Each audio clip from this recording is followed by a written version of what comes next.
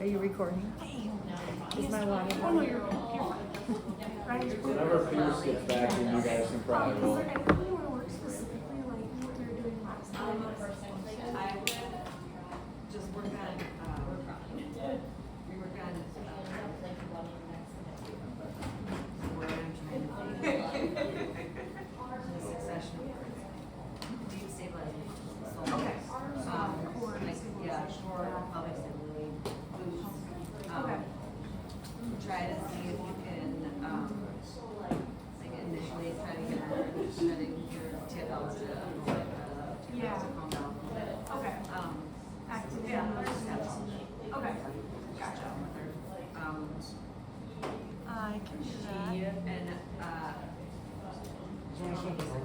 Oh, that's yeah, right. yeah, Yeah. I would do, you could do the Jew with the, toe with the heel and work on it that way. Okay. And, or you could do the standing with the band behind it. I will. That. Yeah. Hello everyone. So hold on. But yeah. Gotcha. Okay. Our topic is on the psychology of return to sports, specifically focusing on positive imagery and ACL injuries. So this is kind of just like folks telling you about like the focus of our project and like the journey of how we got to where we are.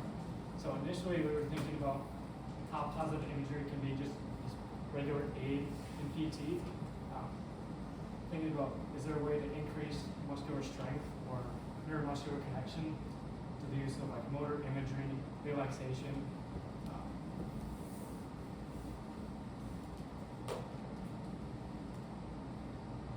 In a way where we can increase neuromuscular connection through new motor pathways by thinking about the specific movement. But after kind of taking a step back and thinking about like what the true purpose of our project is, I kind of realized that ACL injuries are not just physical, in terms of like physically strengthening the leg that is injured. It's a psychological aspect is basically plays a huge role in it. With the bottom section saying that every phase is psychological, from the initial ACL tear to the surgery to each subsequent phase, whether it's getting full flexion extension, walking, weightlifting, jumping, and then running. And every single stage is going to have its ups and downs, whether we're going from progressing in individual stages, whether that's increasing confidence there, and then switching to a new phase like jumping, where it's a new movement, we're kind of getting scared about it, so that's going to drop it down. That's considered the emotional U pattern, just kind of up and down of our psychological. So then, in connection with that, we were talking with Cole and Nick about how we could further progress our presentation, and that's when Nick told us about RSI, which is the Return to Sports After Injury Scale, or Return to Sport Index, or otherwise known as RSI. It's basically a questionnaire given to athletes to determine their psychological readiness in combination with their physical training. So there's specific testing, like a 3-hop test and whatnot.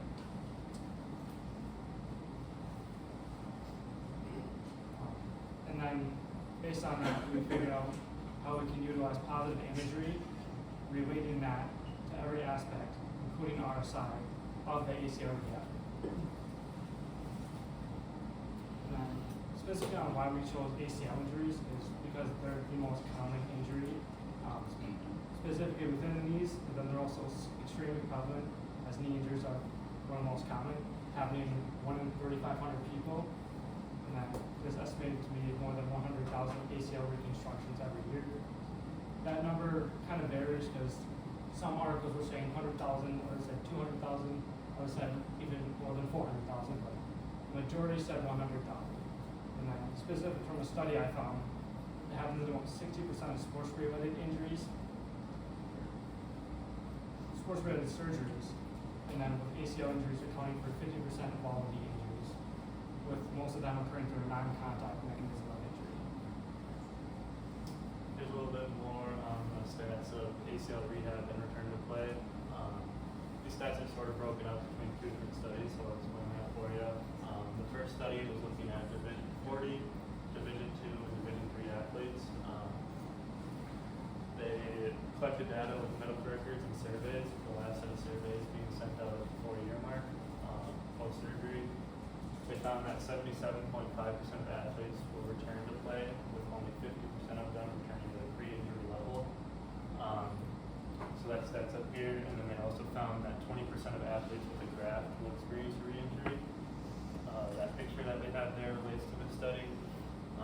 split them up by the year they are in school, and then it shows rate of return to play, rate of return to pre-injury level, average time to return to play, and then it gives a COOS score, which is a patient-reported outcome measure.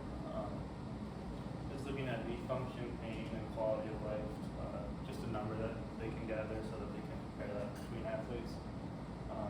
The second one was sort of just a review of a bunch of different studies. So looked at over 1,200 athletes under 20 years old. They found that 87% of them will return to sport at some level. So that could be the level they were playing at or just recreational. So that's why that number is a lot higher.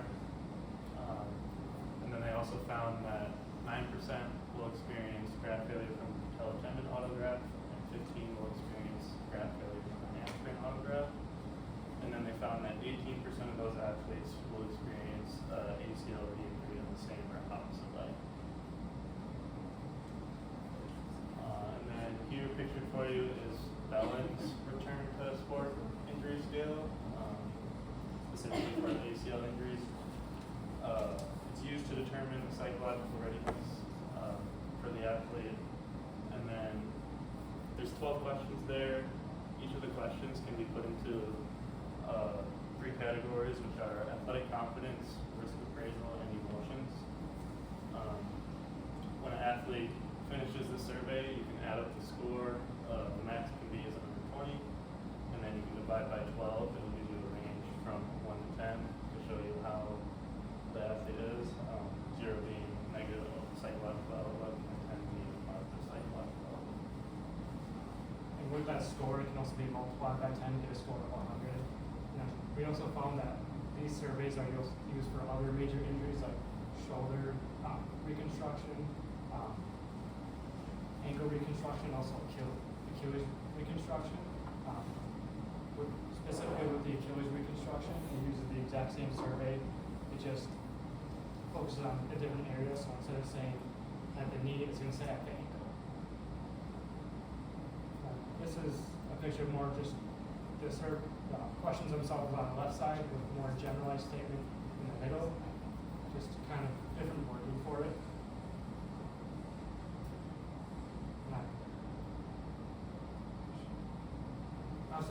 Now here we have basically just the different questions split up into 3 categories with athletic confidence, emotions, and risk appraisal. So on the left side, we have the questions with the order they're placed within the survey. And athletic confidence, we'll explain all these later, but athletic confidence mainly focusing on their ability to play well while not thinking about injury, not focused on injury. Emotions is just the general fears, stresses they have when playing, and risk appraisal is kind of like their idea of return to sport. Overall, thinking about how they can return without injury. Now, in the bottom, I kind of included some example scores of how you can kind of split it up afterwards. So, let's say the athlete that filled it out had a 92 out of 120, and a 44 in athletic confidence, 37 in emotions, and 11 in risk appraisal. Based on dividing it up by the total score of that category, and then dividing it by the number of questions, we get 8.8, 7.4, and 5.5. We can see that like the student would have a high athletic confidence and the emotional score, then the risk appraisal score is not that high. So that could be an area where the practitioner can focus on saying, okay, what is it about rehab that we can focus on to get you better prepared to return to sport?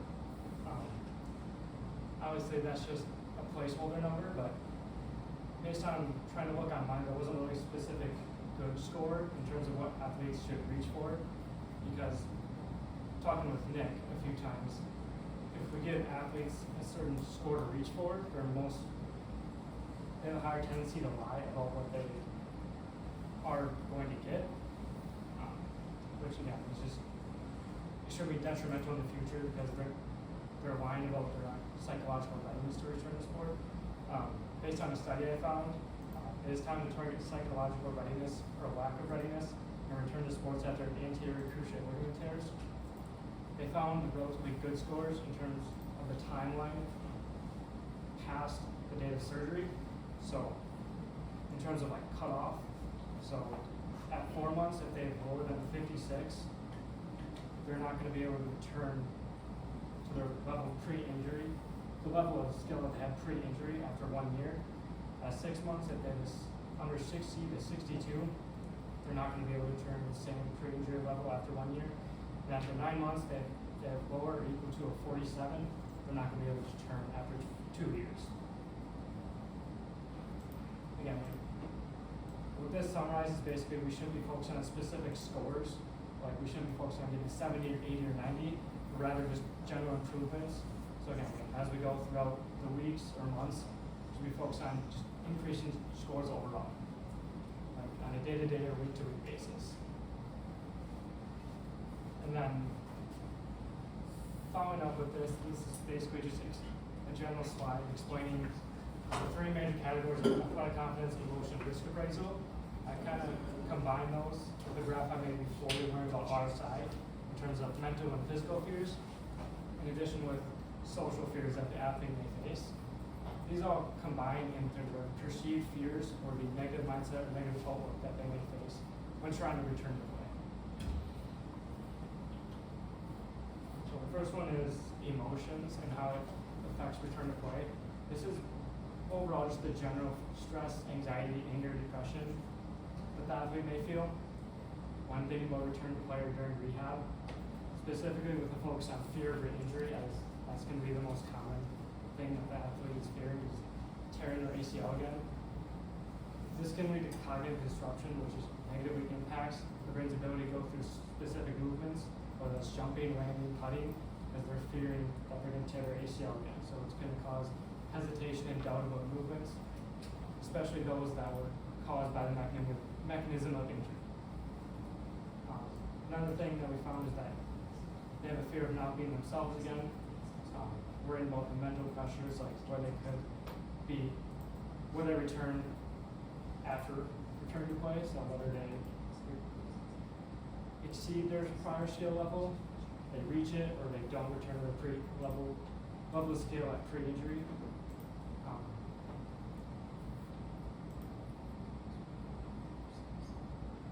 This study I found focused on the psychosocial aspects of rehab. It says that 52% of high school athletes and 50% of collegiate athletes who had ACL reconstructive surgery did not return to sport participation because of fear of re-injury.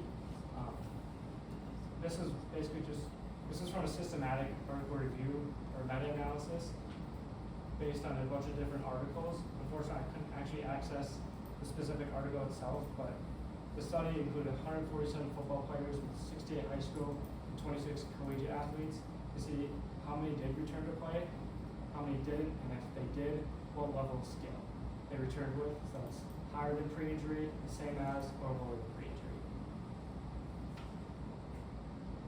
Next one is athletic confidence, and this refers to confidence in knee function and confidence in the ability to perform out, specifically relating with their knee and how well they believe in themselves to perform well without injury.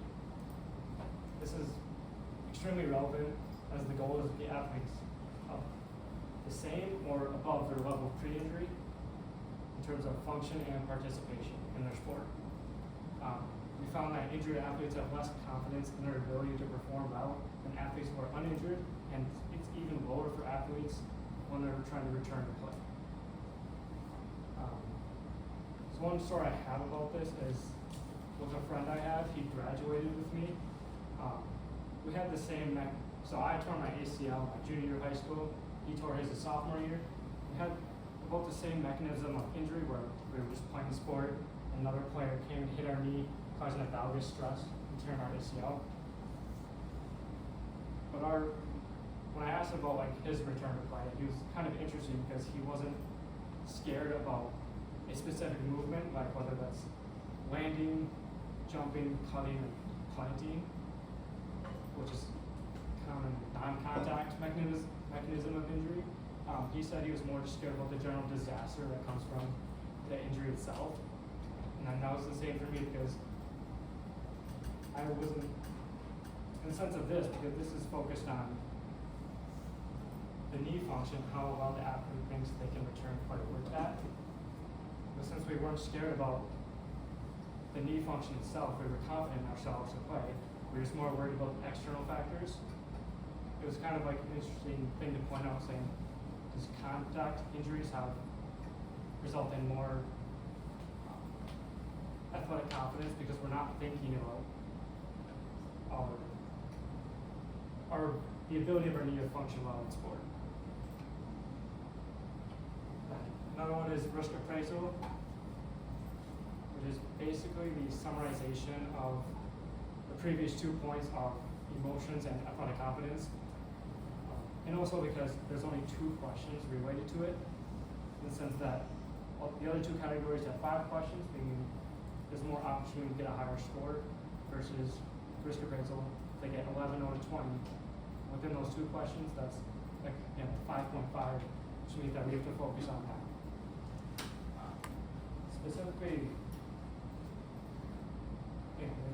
overall, it's just how risky the athlete thinks returning to play is, analyzing every single factor to see what their likelihood of injury is, and relating that emotional side of things, whether they have that cognitive disruption affecting their play, whether they're hesitant or doubting their movements, or even just the physical side of things. They're not believing that their knee is strong enough to return to play. The study up top found that athletes who risk premature return tend to underestimate injury severity, focusing on short-term drills and ignoring like long-term consequences, whether that's another re-injury of that graph, or even like. And then athletes who do not risk a premature return are more likely to have undergone surgery, have long rehab process, and have previous injuries, meaning they kind of just have more experience dealing with that. They know how to be patient and when to come back. And the last one, kind of that addition to those 3 factors that wasn't included in that's not included in the RSI survey, is social factors. Specifically with the study up top, they included the Weiss-Bernstall model, which includes 2 major social factors, which include self-presentation and athletic identity. Self-presentation is just the individual's interest in controlling how he or she is presented or evaluated by others and creating the right impressions. This includes more so in the athletic sense, referring to whether they appear physically athletic, or even how others perceive their energy levels, whether they're lacking in energy or fatiguing more. And athletic identity is how much they, again, identify with the athletic role, meaning how much do they play like in relation to others, specifically referring like whether they think they play a lot with friends during games and practices and other things like that. Past research suggested that some athletes push past recommended pain limits or disregard the athletic trainers' guidelines. This is interesting because these social